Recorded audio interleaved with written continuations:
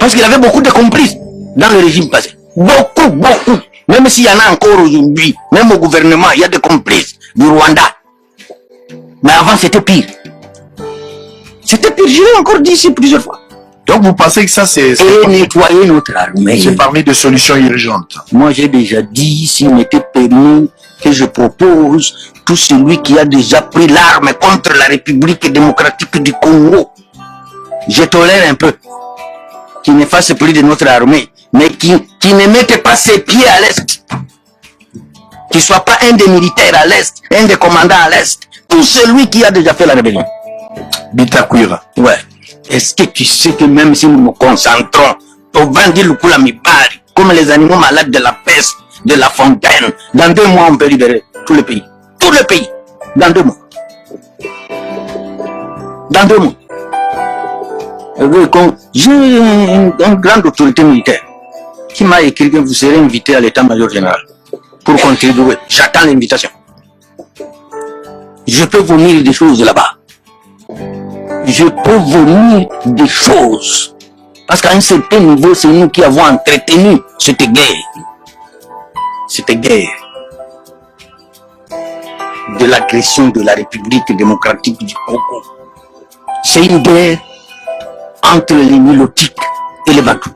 Je vous ai demandé, je vous ai donné un exemple la fois passée sur les fautes du président Kabila. Je vous en avais parlé. C'était une tactique de promouvoir l'ennemi et lui confier toute l'armée. Un ennemi t'arrache l'armée d'un pays. Celui qui devient le vrai commandant. Pour les postes stratégiques, c'est lui. Vous avez donné à l'ennemi pendant la journée, pas pendant la nuit. Et tout le monde congolais. On a dit que Kabila avait livré l'armée congolaise.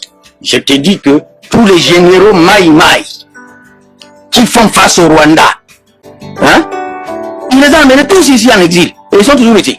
Dire que Kabila a favorisé l'infiltration, Kabila a rendu l'armée faible, Kabila a donné plus de la force aux Rwandais d'avoir suffisamment de postes dans notre armée. Ou bien à leur complice. Ou bien à leur complice. Moi, la fois passée, je l'ai dit dans l'émission. Comment toi aussi tu oublies si vite? Si, je n'oublie pas. Tu as une mémoire, une mémoire rebelle. Je vous pose des questions. Je t'avais dit la fois passée que en Israël, il y a aussi des Arabes. Ok? Ils sont au Parlement. En Israël. Le Knesset. Mais l'Israël ne peut pas prendre ses officiers arabes, les nommer à la frontière avec la Palestine. Impossible. Impossible. Oh, région militaire. Oh, zone de défense. Oh, arabe. Oh, Baoutina Israël. Vous êtes Laurent Désiré Kabila. On lui a remis un colis dont il ignorait le contenu. Il ignorait le contenu. Ça ne veut pas de quoi il s'agissait. Comment un peuple peut faire la guerre 4 fois dans un pays qu'il a accueilli? Il n'est pas originaire de ce pays, mais on l'a accueilli, on l'a accepté. Et on a commencé à accepter que non, il est aussi congolais. Mais c'est eux qui font toujours la guerre. AFDEL, c'est eux. LCD, c'est eux. CNDP, c'est eux. M23, c'est eux. Eux toujours. Mais je l'ai dit la fois passée qu'il y a une tribu qui les soutient dans les opérations. Quelle tribu? Mes frères, pour la plupart, quand vous attendez parler de Runiga, Bertrand Bisimwa, Mwendanga, Kantitima, tous ces gouverneurs qui se sont succédés sous le RCD là. On ne peut puiser que là-bas. Parce que c'est la souris domestique qui invite toujours la souris sauvage. Et elle dit que ne passe pas par la porte, on va t'écraser. Il y a un petit trou, nous passons toujours. Tu me montres les trous. Il y a une sorte de complicité. Visible. Je vous informe aussi que pendant que, après Kabila, et cette guerre encore que le Rwanda a occasionné chez nous, c'est pas le Rwanda au fait qui nous agresse. Le Rwanda c'est comme, comment dire, c'est comme un chien qu'on fait monter sur un arbre. Il commence à aboyer très haut, en haut, sur l'arbre. Il faut vous poser la question, nani amatisi mbwa oyo likolo ya nzete alors que mbwa amataka likolo ya nzete. c'est depuis Bill Clinton. Bill Clinton nde azwa mbwa yango amati yango likolo ya nzete nde ezobeta muke biso mpe tozotala kaka na miso. Nalandi top Congo lelo na tongo que les résistants ils ont occupé 5 villages. Les résistants balobi armée na bisoté les résistants Wazalendo ils ont récupéré 5 villages. J'ai suivi avec mon ami Thierry Kambundi non Eric Kambago a interviewé na chef de groupement moko ya kuna na Nord Kivu a cité ba village yango oyo bazalendo ba récupérer. Alors il faut décider. Alors bazalendo. Pourquoi ne pas intégrer ces bazalendo dans notre armée? Pourquoi ne pas les intégrer? Qui deviennent automatiquement faire des... Qui nous a interdit de les intégrer? On en a fait des réservistes, oui. Réservistes au cas où l'armée est forte sur le terrain pour chasser l'ennemi. C'est là où on garde les réservistes. Mais si ceux qui peuvent récupérer 5 villages, on connaît à les appeler des résistants, des Wazalendo, au lieu d'être les phares d'essai, automatiquement. Si on arrive, parce que de ces histoires de Maïmaï aussi, il y avait déjà des histoires, il y avait des voleurs dedans, il y avait des kidnappeurs dedans, je connais. Mais il y a une race pure de ces gens que le Rwanda craint. Le Rwanda ne craint que ces jeunes gens-là. Pas mouvement autodéfense. Pourquoi il n'a jamais occupé l'Est? C'est à cause de ça. Ce qui se passe à Minimbo là-bas, à Minimbo, chez les Roubaix, voilà, avec les Makanika et les autres. C'est pas les phares de ceux qui se défendent. C'est les résistants qui se défendent. Sinon les Tutsis de là-bas auraient déjà exterminé tout le monde. J'ai vu un jour un général qu'on a envoyé à Minimbo. Il devient pasteur. Commence à aller passer toutes ses journées à l'église avec les Nimbos à Wokov. Oh. Non, on tue les gens, un général commandé, il commence à passer ses journées et ses nuits dans l'église. J'avais posé une question à un responsable militaire. Tu peux voir. Maintenant, on m'a appris qu'il n'est plus là, on l'a enlevé. Alors, pour sauver ce pays, il y a des actes à poser, sans regarder ni à gauche ni à droite. Je te dis, les jours où nous rompons les relations diplomatiques avec le Rwanda, nous fermons nos frontières. Sais-tu que depuis qu'il a enclenché la guerre, les enseignants rwandais ne sont plus payés. Il y a des militaires, l'armée a 6 mois d'arriéré. Maintenant, dans les universités rwandaises, on commence à vendre aussi les syllabus. On commence à vendre les syllabus, comme on le faisait ici. Il n'a plus l'argent qu'il puisait dans le minerai. Il n'a plus d'argent. Mais il est asphyxié sans qu'on ferme les frontières. Alors, quel est l'impact? Il y a des décisions, par exemple, des mesures, il y a Rokanga frontière, toutes ces mesures que vous avez évoquées. Et quand il s'agit aussi liquide. Il faut changer forme et à guerre. Je te dis, impact mon gars. Et c'est Kagame qui va souffrir. Kagame lui-même sait que si on ferme les frontières, on rompt les relations avec la RDC. La RDC, c'est son souffle de vie. Et d'ailleurs, avec ce qu'il est en train de vivre maintenant, parce qu'il n'épouse plus comme avant, il vivait dans l'opulence. Maintenant, il ne gagne plus comme il gagnait avant. Parce qu'il avait beaucoup de complices dans le régime passé. Beaucoup. Même s'il y en a encore aujourd'hui, même au gouvernement, il y a des complices du Rwanda. Alors, vous avez fait une déclaration récemment, je pense que j'avais relayé ça dans un tweet. Vous avez dit, malgré la bonne foi de la République démocratique du Congo, il y a participé à Nairobi pour la résolution. Où il y a que Est et la République démocratique du Congo, ils ont la paix. Tant qu'il y aura certains pays où ils vont participer, notamment le Rwanda, l'Ouganda, le Kenya. Ceux qui vont partie prenante dans la négociation. Malgré la bonne foi de la République démocratique du Congo, le problème ne sera pas résolu. Il ne sera pas résolu. Qu'est-ce que vous reprochez? Nous y perdons et l'argent, et le temps, et l'énergie.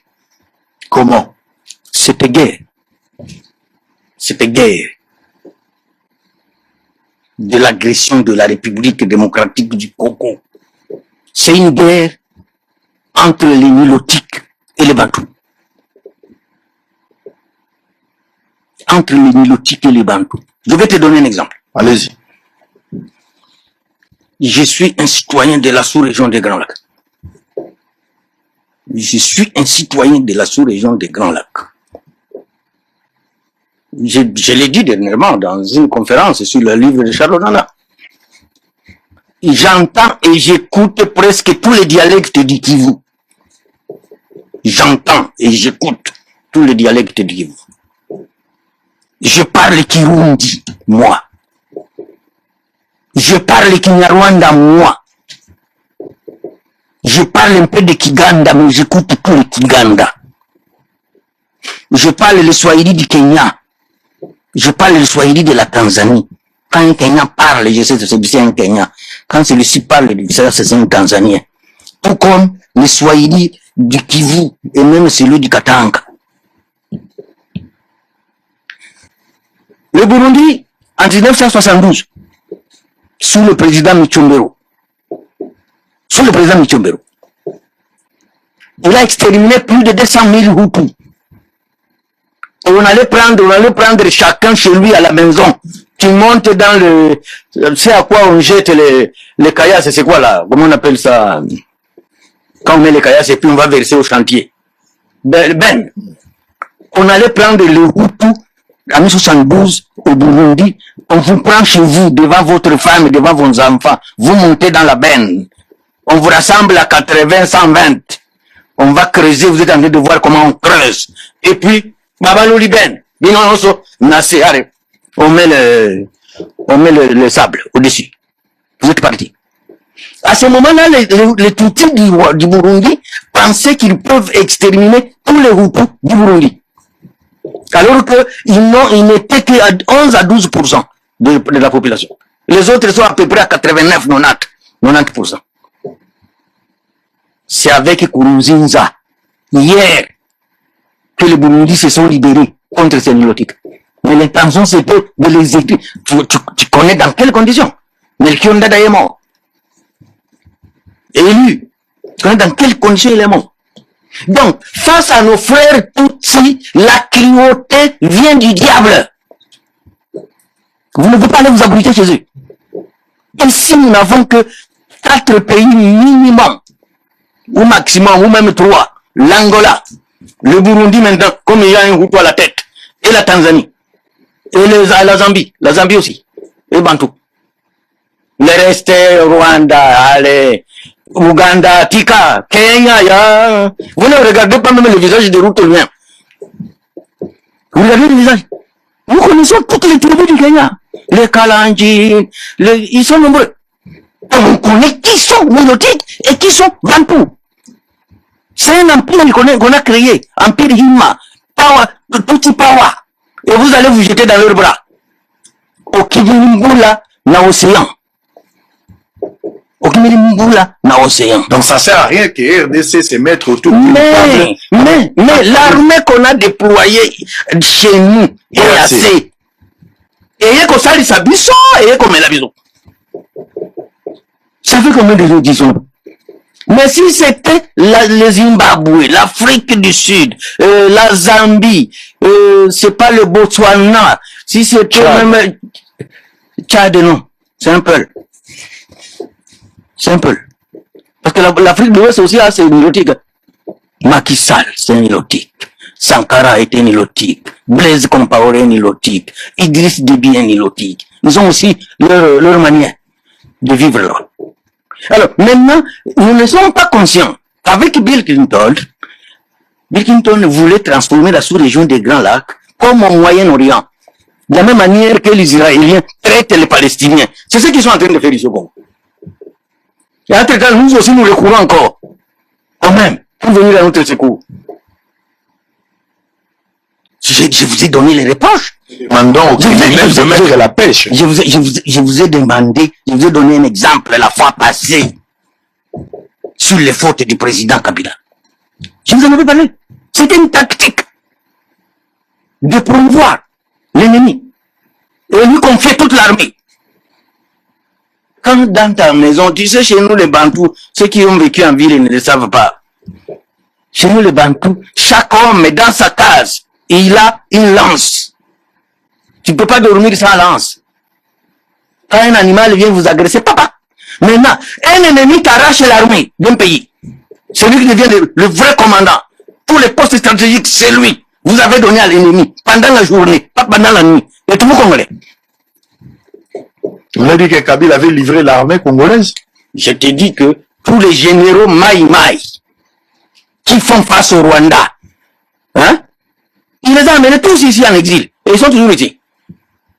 Les Padiri, les Nakabaka, les Safari, ils sont nombreux. Kabila pouvait le faire pour quel intérêt? Et il a envoyé les Tutsis là-bas, les Tutsis là-bas. Ah, il a pris les Tutsis là. 24 généraux, si je ne me trompe pas de chiffres. Il les a remplacés.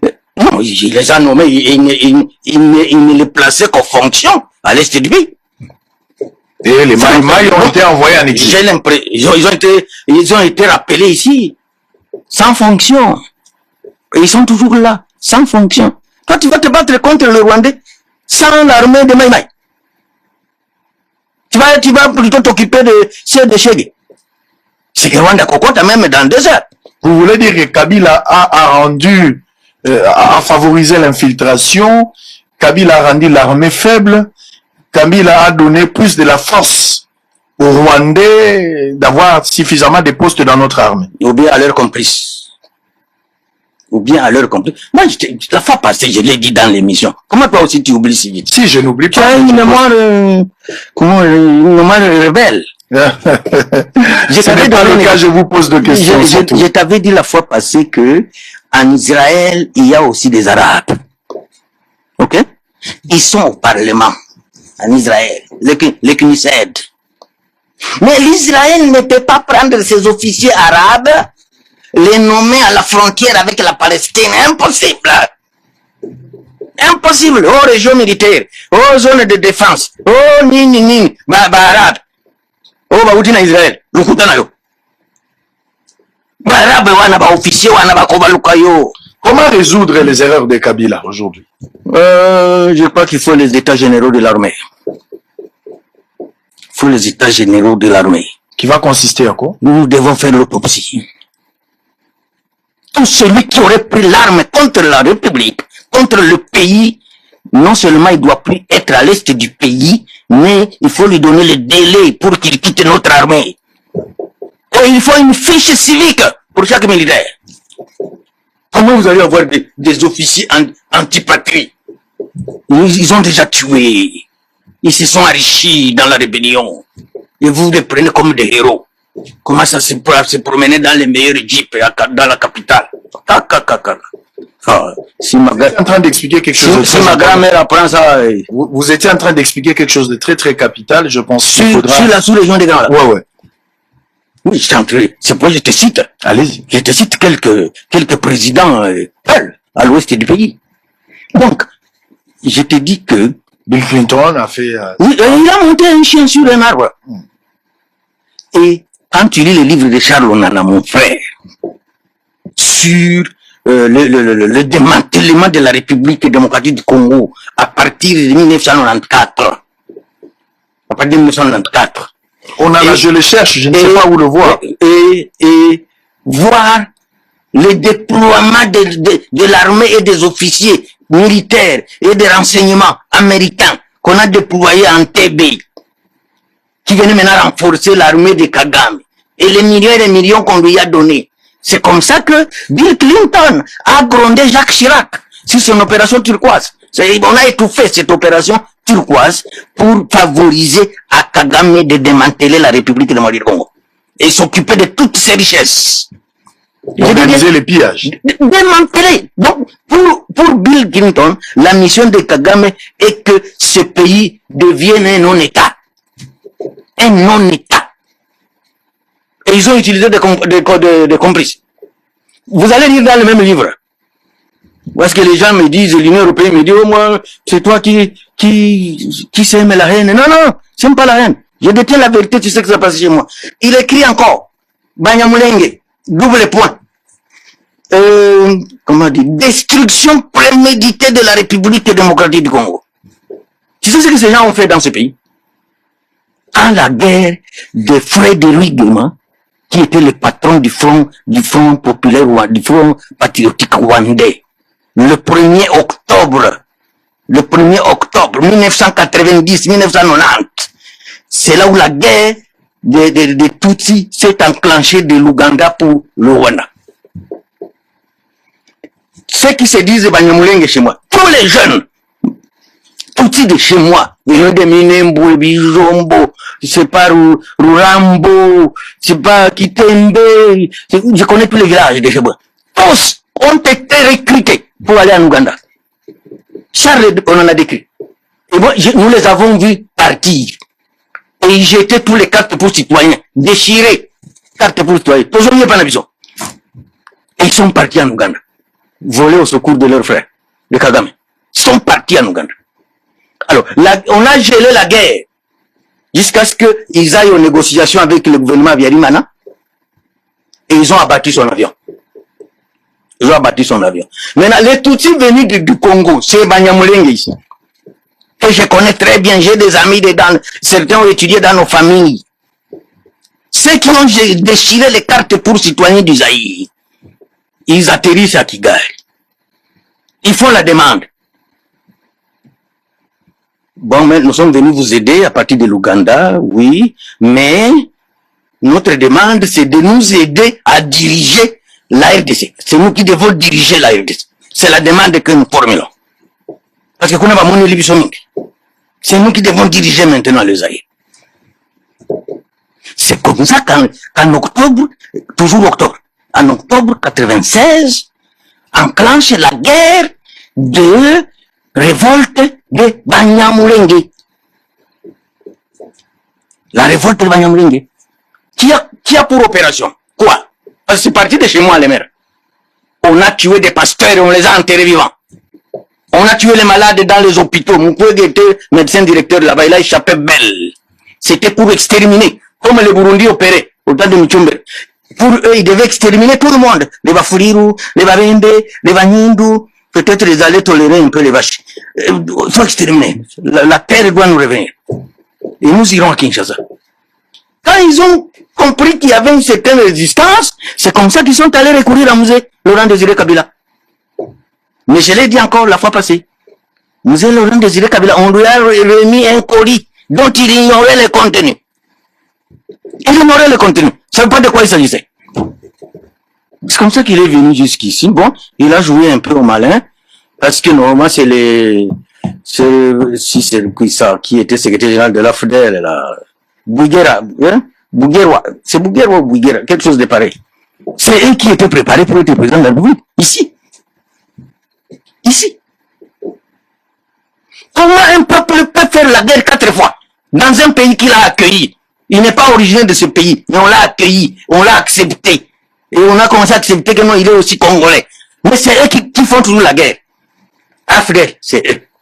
LCD, c'est eux. CNDP, c'est eux. M23, c'est eux. Eux toujours. Mais je l'ai dit la fois passée qu'il y a une tribu qui les soutienne dans les opérations. Quelle tribu? Mes frères, pour la plupart, quand vous attendez parler de Runiga, Bertrand Bissimois, Mwendanga, Kantitima, tous ces gouverneurs qui se sont succédés sous le RCD là. On ne peut puiser que là-bas. Parce que c'est la souris domestique qui invite toujours la souris sauvage. Et elle dit que ne passe pas par la porte, on va t'écraser. Il y a un petit trou où nous passons toujours. Tu me montres le trou. Il y a une sorte de complicité. Visible. Mais l'État n'en fait pas cas. N'en fait pas cas. C'est ça le problème. L'État n'en fait pas cas. Nous sommes inattentifs. C'est pas naïf. Est-ce qu'on peut dire que le mal est profond? Très profond. Est-ce qu'il y a lieu de résoudre? si on nous écoute avec les deux oreilles, pas avec une oreille.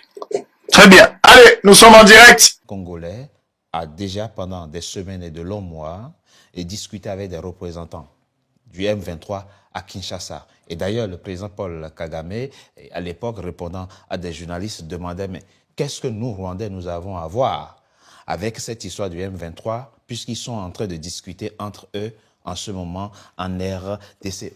Qu'est-ce que vous répondez par rapport à ça? quoi ça? Mais je crois que j'en ai d'ailleurs parlé dans une interview qu'on a faite avec vous, où j'avais expliqué justement que le gouvernement de Kinshasa avait invité certains membres du M23. Mais cela ne veut pas dire qu'au sein du M23, il n'y a pas de Rwandais. Alors, pour une fois, il faut encore une fois jeter un regard cru dans le rétroviseur de l'histoire. Oui. AFDEL, 1996-97, le chef d'état-major de l'armée congolaise est un Rwandais, il s'appelle James Kabarebe, qui va devenir le chef d'état-major de l'armée rwandaise. Est-ce veut dire que l'AFDEL est un mouvement congolais? Non. RCD Goma, vous avez des officiers issus de l'armée patriotique rwandaise qui sont retrouvés à piloter les opérations militaires avec quelques Congolais de service. Est-ce dire que le RCD Goma est un mouvement purement congolais? Non, puisque le rapport des Nations Unies l'ont d'ailleurs montré. CNDP, encore une fois l'ancêtre du M23, des officiers rwandophones qui se retrouvent dedans. Il y a des Congolais, il y a des Rwandais qui reçoivent leurs ordres de Kigali. Est-ce dire que le CNDP est strictement purement congolais? Non. Le 1-23, c'est pareil. D'ailleurs, dans le dernier rapport des Nations Unies, on cite le nom d'un officier, Laurent Kunda-Batware, qui est encore aujourd'hui à Kigali, qui est un ancien officier de l'armée patriotique rwandaise. Oui, mais je vais faire plaisir à Maître, je ne vais pas vous citer un autre nom. Bosco Taganda, qui a été envoyé à la CPI, était général au sein de l'armée nationale congolaise. Non, tribunal pénal pour le Rwanda. Non, lui, il a été envoyé devant la CPI, il a été devant la Cour CPI, pénale internationale. Il a été jugé en tant que Rwandais. Justement, si vous avez suivi le procès, au moment de son procès, le monsieur s'est identifié comme Rwandais. Et donc, peut-être que vous n'avez pas suivi le procès, essayez d'aller relire les archives. Donc, il faut faire très attention quand on utilise certains faux pas du gouvernement congolais pour justifier des choses qui sont déjà étayées dans les rapports de Nations Unies. On retient et vous y tenez. Maître Gisagara, il y a quelque chose de troublant. Allez-y, je vous écoute. Ce qu'il y a de troublant, c'est que quand on voit la force militaire que déploie le M23, au point de défier l'armée du deuxième plus grand pays du continent, quand on voit le rouleau compresseur que ce mouvement rebelle met en branle, au moment où nous sommes en train de faire cette émission, il tient Goma et Bukavu. Forcément, l'appui militaire vient de quelque part. Je ne sais pas d'où, mais ça vient de quelque part quand même. Oui, alors, en fait, tout ça, oui, je comprends totalement ce que vous êtes en train de dire. Oui. Mais en fait, il faut, et ce n'est pas M. Mbeko qui va me contredire, vous savez, vous prenez le Congo comme un pays normal. Mais malheureusement, et je suis le premier à le regretter comme voisin, malheureusement, le Congo, en tant qu'État, n'a jamais été un État normal depuis son indépendance. Vous voyez, c'est un État failli. C'est un État failli. Et le M23 se fournit en armes. Le premier fournisseur des armes du M23, c'est l'armée congolaise. C'est l'armée congolaise. Parce que c'est une armée qui est corrompue, c'est une armée qui est mal payée, qui est mal formée, avec des gens dont le patriotisme quand même peut être mis en doute. Vous voyez, c'est ça qui explique le succès du M23. Donc il ne faut pas forcément se dire... L'armée congolaise fournit volontairement ou bien à chaque défaite, le M23 s'empare des armes. Des deux. Il y a de la corruption, il y en a qui vendent leurs armes, mais il y en a qui les perdent aussi. Il y en a qui les perdent aussi au combat. Il y en a qui les perdent aussi au combat. Que l'armée nationale, que les forces armées congolaises n'ont pas. Ils reviennent quelque part, mais... Oui, ils viennent de quelque part. Oui, mais pourquoi forcément le Rwanda? Pourquoi pointer du doigt le Rwanda? En mars dernier, l'Union européenne a sorti un communiqué et a demandé au Rwanda de quitter la RDC. Oui, mais moi, je me base... En mars dernier. Mais écoutez, on peut dire tout ce qu'on peut dire, mais il y a la réalité sur le terrain. Il y a, moi, ce que je vois, ce qui a été signé dans les accords de paix. Dans les accords de paix, c'est le gouvernement congolais lui-même qui le dit. On parle de désengagement, on parle de mesures de défense. On ne parle pas des troupes, on ne parle pas des troupes qui doivent repartir. Le Rwanda ne s'est jamais caché, je l'ai déjà dit, je le répète, le Rwanda ne s'est jamais caché du fait qu'il a pris des mesures défensives. Mais ce que je conteste, c'est le fait de dire, comme M. Mbeko le dit et d'autres personnes le disent, qu'il y a une évasion. C'est ça que j'aimerais poser. Il n'y a jamais une évasion. Alors, juste un dernier point, je termine par là, parce que vous me dites que tout ça, il doit y avoir quelque chose de caché parce que le M23 qui contrôle une partie, une deuxième partie. Mais déjà, si on part du principe que vous êtes en train de me dire que le Rwanda qui fait 26 000 km² est en train d'envahir le Congo qui fait plus de 2 millions de kilomètres carrés. Déjà, il y a quelque chose qui ne va pas. Il y a déjà quelque chose qui ne va pas. Et donc, pour vous dire que la comparaison que vous faites pour arriver à la conclusion quelque chose de caché, déjà, il y a quelque chose qui est faussé dès le départ. Maître Gisagara, oui. L'accord qui vient d'être signé, en son point 6, je vais le retrouver, du Rwanda, votre pays, un acteur essentiel, central dans la crise. Voici ce que dit l'accord en son point, en son alinéa 3, surveillance économique. Les parties établissent ou utilisent des mécanismes indépendants d'audit économique et de lutte contre la corruption pour surveiller les chaînes d'approvisionnement en minerais, les projets d'infrastructure et tout accord économique futur entre les parties conformément au cadre d'intégration économique régionale. Oui. C'est-à-dire aujourd'hui, cet accord donne au Rwanda. Pas seulement au Rwanda. Oui, mais... C'est les pays partis. Oui. Les pays partis à cet accord. Oui, alors, parce qu'il y a un problème dans la question. Parce qu'on risque de sauter, d'aller très loin. Avant même d'arriver, Richard, parce qu'on risque de perdre de vue un élément essentiel. Vous avez répété ici mesure défensive. La mesure défensive se passe sur le territoire congolais ou rwandais? Dans les deux. C'est à la frontière. C'est à la frontière. Mais le point... Non, parce que si la mesure défensive qu'il utilise est utilisée à la frontière rwandaise, mais pourquoi vous vous impliquez dans une négociation de paix censée mettre la fin à la guerre? C'est ce que j'allais demander par rapport à ce point. Nous ne sommes pas des militaires. C'est vrai. On ne sait pas, on est d'accord, vous avez raison. Nous savons qu'il y a des mesures défensives, on peut comprendre ce que ça veut dire. Elle s'articule comment? Est-ce que vous voulez que je vous dise qu'il y a, c'est pas moi, des canons de 105 ou des... Mais ça, on ne peut pas le savoir. Il y a des mesures défensives, mais ce qu'on conteste, ce que je conteste, ce qui n'est pas dit dans les accords, et ce que je viens sur le plateau contester, c'est qu'il n'y a pas d'invasion du Congo comme vous dites. Alors maintenant, pour revenir à la question que vous me posez, parce que ça fait de vous, ça fait du Rwanda un protagoniste évident. Au point, aujourd'hui, d'associer le Rwanda à la surveillance des chaînes d'approvisionnement. Je m'explique. Cet accord, vous savez, c'est quelque chose, vous connaissez tous l'histoire ici. Vous savez, l'intégration économique pour faire la paix, ce n'est pas quelque chose qui a été inventé à Washington. Est-ce que vous avez entendu, je suis sûr que vous le savez, vous avez entendu parler, l'Union européenne, comment on a mis fin, on a imaginé la fin de la guerre entre la France et l'Allemagne. Vous avez raison. Vous avez entendu parler de la communauté, absolument. De la communauté du charbon et de l'acier. Et de l'acier, sous Robert Schuman. Exactement, sous Robert Schuman. Absolument. Et ça, c'est une des raisons qui était inventée pour faire la paix, pour rendre la guerre impossible et impensable. Et donc, si on s'inspire de ça pour faire une intégration régionale, pour que enfin la richesse du Congo ne profite pas seulement aux Belges. Votre exemple est un piège. Oui. Votre exemple de l'intégration économique entre l'Allemagne et la France, ils étaient deux pays en guerre. Ils étaient deux pays en guerre. Donc, si vous prenez cet exemple-là, ça veut dire que vous reconnaissez que votre pays était en guerre avec... Non, c'est pour mettre fin... En fait, c'est pour rendre la guerre impensable. D'accord. Parce que l'accord a été signé après la guerre. D'accord, on va avancer. On va avancer. Excusez, on doit revenir quand même à l'essentiel. Il faut comprendre, il recuse le thème invasion. Écoutez, le Rwanda n'a jamais envahi. Bon, vous savez, il y a la lettre et l'esprit de la lettre. Ouais. Je pense que Maître n'est peut-être pas familier avec les documents diplomatiques parce que si vous le saviez, vous auriez pu comprendre même la mesure derrière laquelle vous vous abritez de mesures défensives en dit long sur votre implication. Et je vous ai posé une question très simple. Vos mesures défensives s'articulent comment? Elles se situent où? Est-ce en RDC ou au Rwanda? Mais c'est à la frontière. Mais si c'est à la frontière, cela veut dire que vous n'avez pas traversé la frontière congolaise, puisque vous dites que vous n'avez pas attaqué le Congo. Ni vous ni moi ne sommes pas des militaires. Oui, c'est ce qu'il dit, il n'y a pas d'invasion. Vous n'avez pas, on n'a pas besoin d'être militaire pour comprendre une invasion ou pas. Si la mesure ou les mesures défensives s'articulent du côté de la frontière rwandaise, le Congo ne va pas se plaindre et on n'invitera pas le Rwanda pour devenir partie prenante dans une discussion de paix.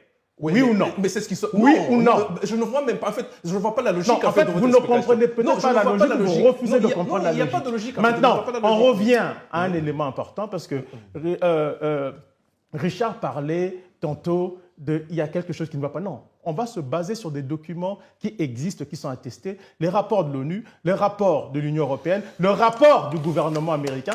Je présume ou je crois comprendre que Maître n'a pas lu ces rapports, mais il faut au moins lire ces rapports pour comprendre ce qui est en train de se passer. Maintenant, excusez-moi, Richard, je remonte à 2012. Je vous avais dit que je veux sortir les rapports. 2012, Écoutez ce que dit le chef d'experts des Nations Unies devant le Congrès américain.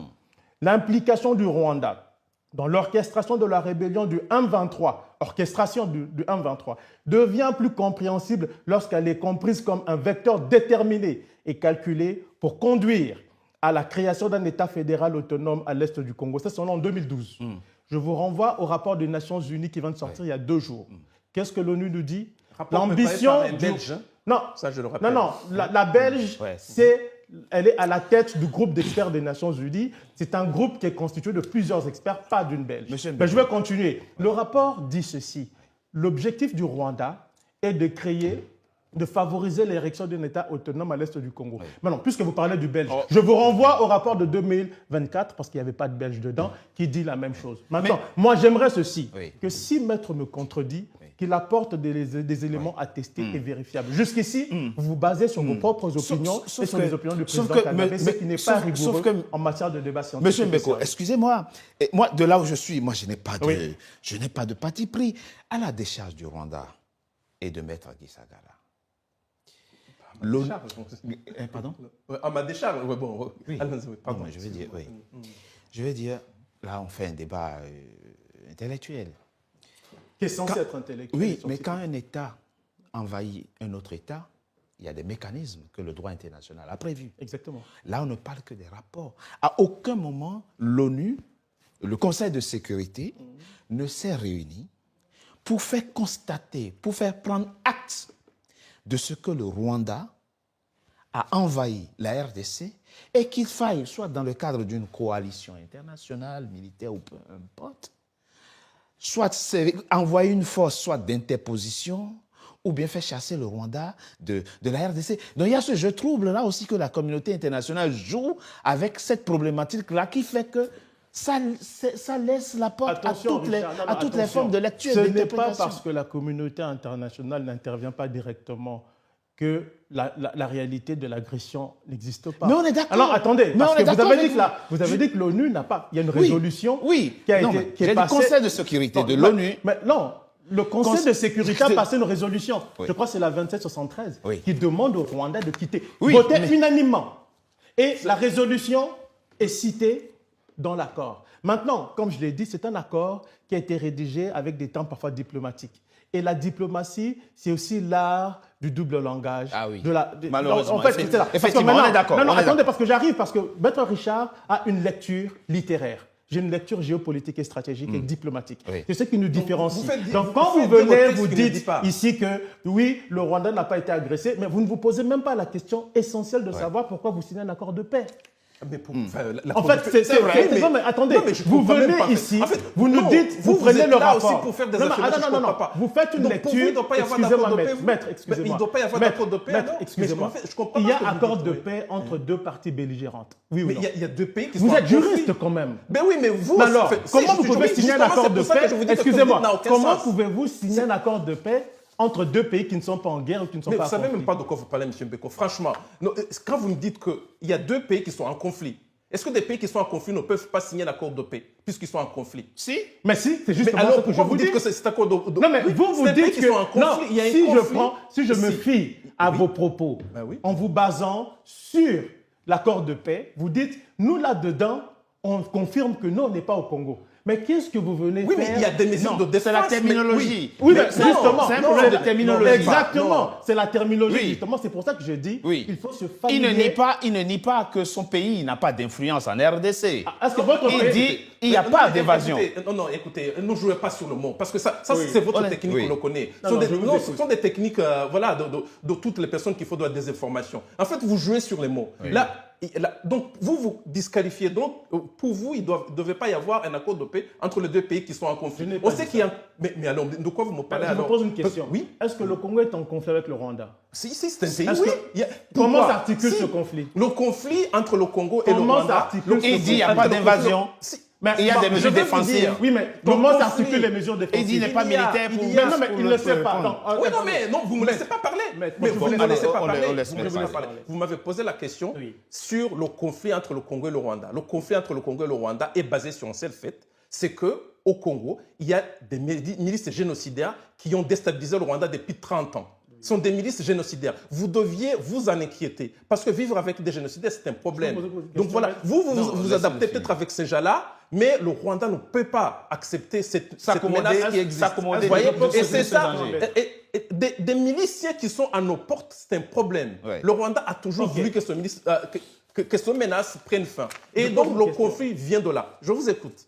Il y a combien de milices FDLR au Congo? Combien de milices? Oui. Mais dans le CONOPS, j'imagine que vous parlez de documents. Mais il y en a combien? Voulez-vous que je vous dise 2000, 3000, 4000? Ok, d'accord. Dites-moi, quand est-ce que les FDLR ont attaqué le Rwanda? Le Congo ne connaît même pas. Quand est-ce que les FDLR ont attaqué le Rwanda? Les FDLR, ils ont toujours attaqué le Rwanda. La dernière fois, ils ont attaqué dans la région. Oui, bon, là, on va mettre fin. On va mettre fin aux élucubrations que j'entends ici. Finissez parce que je vais vous lire, je vais vous montrer que ce que vous dites est faux. 2002, rapport des Nations Unies. Le Rwanda a justifié la présence continue de ses forces armées par des raisons de sécurité, alors que leur objectif réel à long terme consiste, pour reprendre les termes employés par le Bureau Congo de l'armée patriotique rwandaise, à se procurer de biens. Écoutez la suite.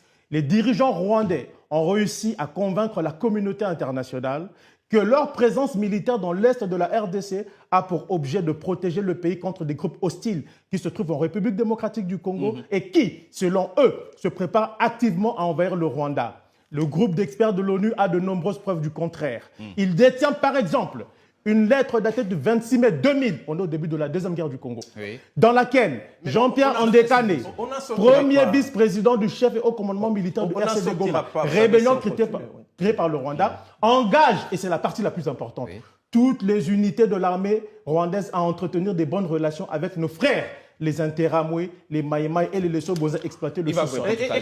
Je propose... C'est le rapport des Nations Unies de 2002. On est au début. On ne parle même pas encore de FDLR. Vous allez me dire... Monsieur Mbeko, il va me répondre tout à l'heure. Je propose qu'on marque une pause. Monsieur Mbeko, je propose qu'on marque une pause. On se retrouve dans quelques instants. Monsieur Mbeko, on se retrouve... Maître Nisaga, on se retrouve dans quelques instants pour la troisième et dernière partie de notre... Il va vous...